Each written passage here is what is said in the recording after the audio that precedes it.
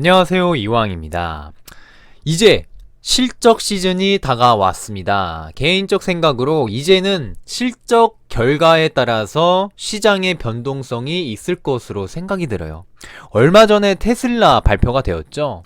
결과적으로 어떻게 됐습니까? 결과 안 좋았습니다. 그리고 테슬라가 $260, $70 가까이 왔을 때 실적이 발표가 됐고요. 그 뒤로 현재 테슬라 $210 근처에 행보를 하고 하락을 해주고 있는 모습입니다. 무려 $30, $40 이상 하락을 해준 모습인데요. 그만큼 시장에 높은 변동성을 주었고 그 영향으로 인해서 주가는 전체적으로 분위기가 하락 행보의 방향으로 가고 있는 모습입니다. 그렇기 때문에 이제 발표되는 기업 실적에 따라서 변동성이 있을 거로 생각이 들면서 특히나 빅테크 기업들, 반도체 기업들의 방향성이 두각이 나올 것 같다라고 생각이 들면서 대응을 할 필요가 있다라고 생각이 듭니다. 지금 보고 계시는 표는요, 23일부터 27일 이번 주 실적 발표 기간입니다.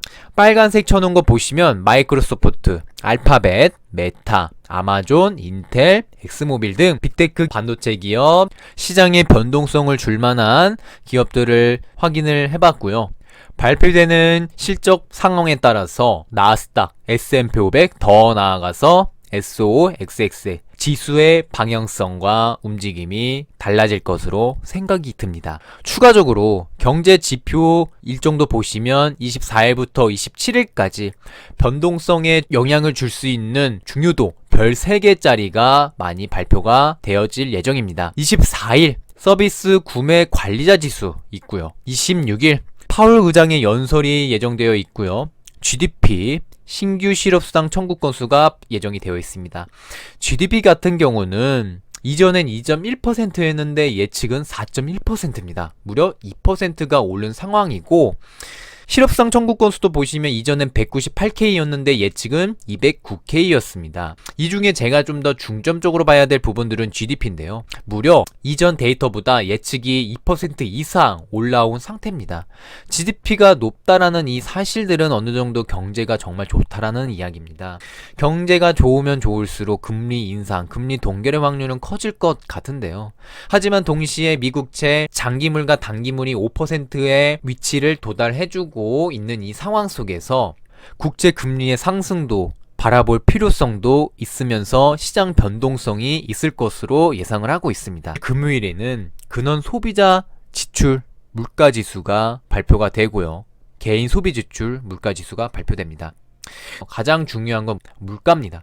물가가 어떻게 잡히는가에 따라서 금리의 방향성도 달라지게 될 것이고요. 고용지표도 달라지게 될 것이고 앞으로 나아가고 있는 상황 속에서 큰 지표가 될 것이라 생각이 듭니다. 시장에 변동성을 줄 만한 기업 실적 발표도 확인을 했고요. 경제 지표도 확인을 했습니다. 현재 공포 탐욕 지수 극도 공포 구간 경계에 서 있는 상황입니다. 무려 26점인데요. 시장 모멘텀도 보시면 S&P 500과 125일 이동평균선 지지를 받는 듯 했으나 붕괴가 되고 저항을 2번이나 받고 4200포인트 살짝 위에 위치한 모습입니다. S&P 500 자체가 시장에 대한 저항을 받고 있고 하락을 해주고 있는 모습이고 시장은 현재 조정을 받는 국면이다라고 생각을 하고 있습니다. 그래서 이러한 국면에 변동성을 줄 만한 요소들이 바로 실적 발표라고 생각이 들면서 실적 발표에 따라서 주가의 방향성이 달라질 것으로 생각이 듭니다. 영상 마무리하기 전에 정리 한번 하고 가겠습니다.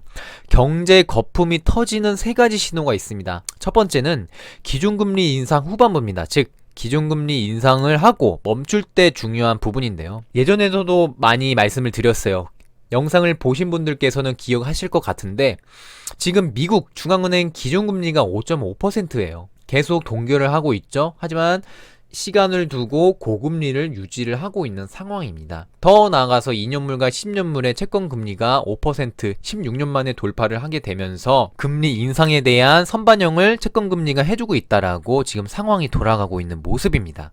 그리고 완전 고용이 이뤄지고 있어요. 생각보다 인플레이션이 일어났고 고용이 강세입니다. 쉽게 말씀드리면 고금리에 고용도 좋아요. 환율도 고달러입니다. 강달러입니다.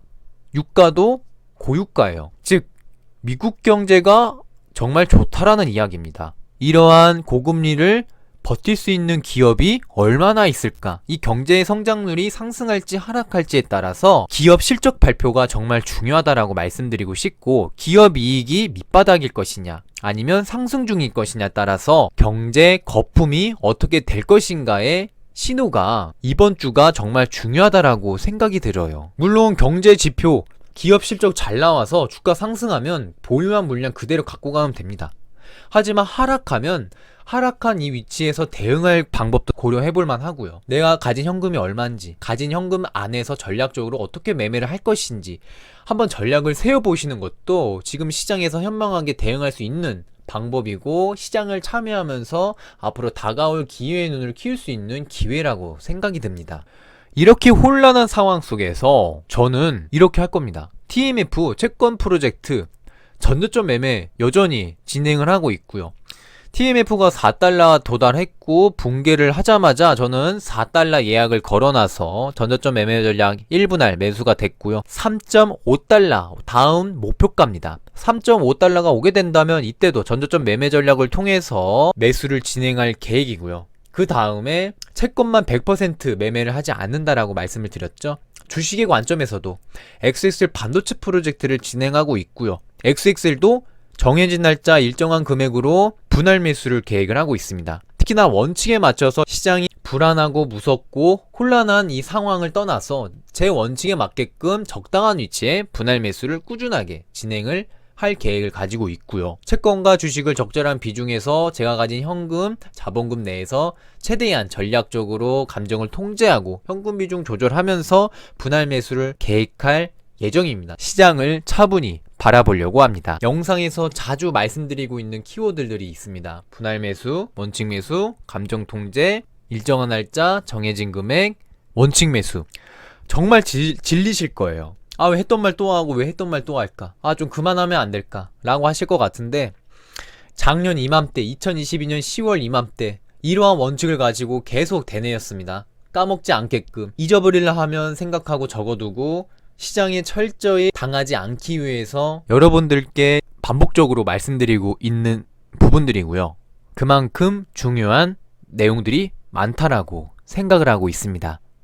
제가 운영 중인 정리식 투자 카페입니다. 정리식 투자 카페는요, 혼자 외롭고 괴롭고 투자 방향을 어떻게 잡을지 모르시는 분들, 그리고 올바른 투자 방법이 어떻게 돼야 되고 멘탈을 어떻게 관리해야 되는지에 대해서, 그리고 투자라는 자체가 실질적인 모습이 없고 규정화된 내용이 없기 때문에 어떻게 실전 매매를 표를 만들어서 할지 모르시는 분들께서는 지금 제가 사용하고 있는 엑셀 자료들 실전 매매표 제공을 무료로 제공을 해드리고 있고요. 그리고 실전 매매를 통해서 실시간으로 여러분들께 원칙대로 매매하는 내용들 보여드리면서 동시에 지금 일어나고 있는 상황들 실시간 정보, 유가, 지수, 금리, 환율, CNBC, CNN 속보 뉴스들 실시간으로 정보 제공하고 있으니 방향 잡고 싶은 분들, 정리식 투자를 통해서 올바른 투자 방법과 공동체 의식을 갖고 싶은 여유가 되시는 분들께서는 한 번쯤 방문하셔서 저희와 함께 하셔서 이번 하반기도 현명하게 대응하셨으면 좋겠습니다. 경제적 자유를 이루는 그날까지 이왕이었습니다.